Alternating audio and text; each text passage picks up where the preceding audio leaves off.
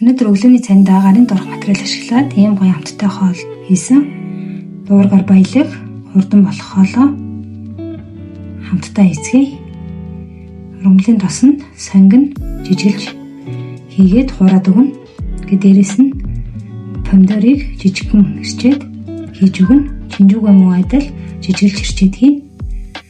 Ямтлагаан томат паст, улаан перц, турмерик, тасан чинжүү давсаар хамталсан. Баг зэрэг нутаг саримс хийж өгнө. Яах ус хийгээд зөөлөн гадар буцалж авах хооронд чанж болгосон өндгөө хайснаас найрлагаад голоор нь хэрчээ дээрээс нь тавьж өгнө.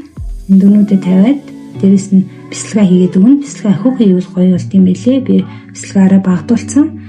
Маш гоё амттай болсон. Соосоо хайлсан бясалгааг өндөгтэйг олоод итгэхэд үнэхээр гоё амттай болдог. Яг үзээрэй.